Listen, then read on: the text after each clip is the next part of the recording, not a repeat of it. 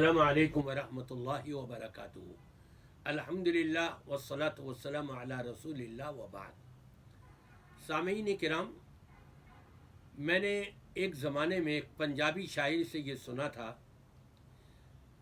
وہ کہتا ہے، مینو کہندے کہ اے قوم ترقی کردی پئی ہے، انہاں نوں جانے دو جتھے بھی جا رہے ہیں۔ اس کا مفہوم یہ تھا، وہ الفاظ بھی کچھ اس طرح کے تھے۔ آپ کو میں بتاؤں کہ مسلمان قوم کس طرف جا رہی ہے۔ کہلانے کو مسلمان کہلاتے ہیں، کلمہ پڑھتے ہیں، قرآن پڑھتے ہیں، نمازیں پڑھتے ہیں، تہجد گزار ہیں، حاجی ہیں، عمرے کیے ہوئے ہیں، صدقات و خیرات نکالتے ہیں، روزے رکھتے ہیں، بڑی محنتیں کر رہے ہیں۔ لیکن بعض معاملات کے اندر اکثر مسلمان سستی کر رہے ہیں۔ انہوں نے اپنے ہاتھوں سے وہ عظیم نعمت رب تبارک و تعالیٰ کی، جس کے بارے میں نبی پاک صلی اللہ علیہ وسلم نے آگاہ کیا تھا، اپنے ہاتھوں سے ضائع کیے ہوئے ہیں۔ اور وہ کیا ہے، آپ سنیں گے تو حیران رہ جائیں گے۔ آج آپ دیکھیں موجودہ دور کے اندر غیر مسلم کتنی ترقی کر گئے، کتنا پاور ان کا، کتنی قوت، مالی طور پر بھی، معاشی، معیشت، ہر لحاظ سے وہ مسلمانوں سے آگے کیوں ہیں؟ اگر مسلمان اپنے نبی کے بتائے ہوئے طریقے کو پر چلتے تو یقیناً یہ سب سے آگے ہوتے۔ اسی لیے تو رب العالمین نے فرمایا وَأَنْتُمُ الْأَعْلَوْنَ إِن كُنْتُم مُؤْمِنِينَ۔ اگر صحیح معنوں میں تم اپنے آپ کو مومن بنا لو۔ مومن وہی ہوتا ہے جو نبی کی ہر بات کو لیتا ہے اور اس پر عمل کرتا ہے۔ اگر آپ اپنے آپ کو صحیح معنوں میں مومن بنا لو، تم ہی بلند و بالا ہوگے، تم ہی آگے ہوگے، تم ہی ترقی یافتہ ہوگے، تمہاری ہی قوت بڑی مضبوط ہوگی۔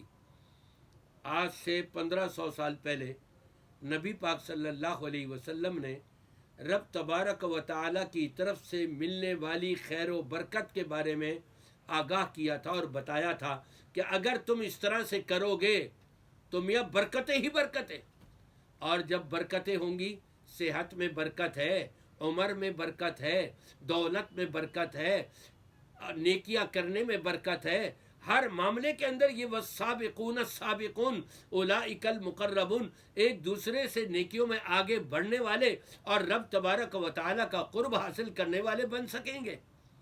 وہ کیا طریقہ تھا جو نبی کریم صلی اللہ علیہ وسلم نے بتایا، اور آج کے اکثر مسلمانوں نے اس کو چھوڑ دیا ہے۔ ایک گھر کے اندر شوہر ہے، بیوی ہے، بیٹے ہیں، بیٹیاں ہیں، ٹیبل لگی ہوئی ہے، ہر ایک الگ الگ پلیٹ میں نکال کے کھانا کھا رہے ہیں انفرادی طور پر۔ اگرچہ اجازت ہے، گناہ نہیں ہے، لیکن برکت اگر حاصل کرنی ہے تو نبی پاک صلی اللہ علیہ وسلم کا فرمان سنیں، اجتمعوا علی طعامکم، تم اجتماعی طور پر مل جل کر کے کھانا کھاؤ۔ اور مجھے یاد ہے جب میں چھوٹا سا تھا، ہمارے والد صاحب، والدہ اور میری 5 بہنیں اور میں، ان کا ایک بھائی تھا، ایک پلیٹ ہوا کرتی تھی دسترخوان کے اوپر، اور سب اسی میں، والد، والدہ اور بہنیں اور میں، سب اسی میں ہاتھ ڈال کے بسم اللہ پڑھ کے کھایا کرتے تھے، اور بڑی خیر و برکت اللہ تبارک و تعالیٰ نے دی۔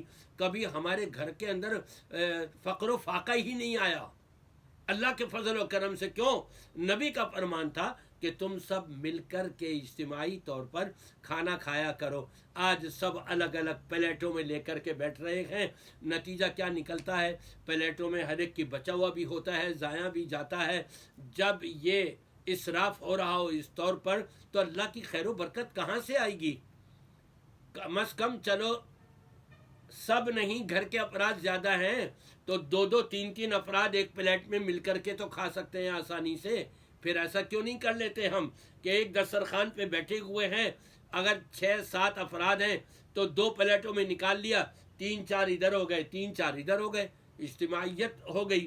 آپ نے فرمایا اجتمعوا علی طعامکم واذکروا اسم اللہ، اور جب کھانے کا آغاز کرو تو اللہ کا نام لے کے بسم اللہ، صرف اتنا پڑھنا ہے. بہت سے لوگ بسم اللہ الرحمن الرحیم پڑھ جاتے ہیں، غلط ہے یہ. صرف بسم اللہ پڑھنی ہے. وَاذْكُرُوا اسْمَ اللَّهِ تَعَالَى عَلَيْهِ يُبَارَكُ لَكُمْ فِيهِ. نبی پاک صلی اللہ علیہ وسلم فرماتے ہیں جب یہ دو عمل گویا کہ تم کر لو گے تو اللہ کی طرف سے تمہارے لیے برکتیں ہوں گی. برکتیں کھانے میں بھی ہوں گی، رزق میں بھی ہوں گی، وہاں صحت یابی بھی ملے گی، مال و دولت میں بھی اضافہ ہوگا، اور دلوں کو سکون ملنے میں بھی برکتیں ہوں گی. اعمال صالحہ کرنے کے اندر بھی پیش رفت ہوتے ہوئے برکتیں ہوں گی. یہ برکتیں اگر حاصل کرنی ہے تو میں اپنے سامعین سے کہوں گا آج ہی سے اپنے گھر کے اندر اس پر عمل شروع کر دیں، نبی کے فرمان پر یقین کرتے ہوئے انشاءاللہ تعالی دیکھیں کیسی خیر و برکت ملتی ہے.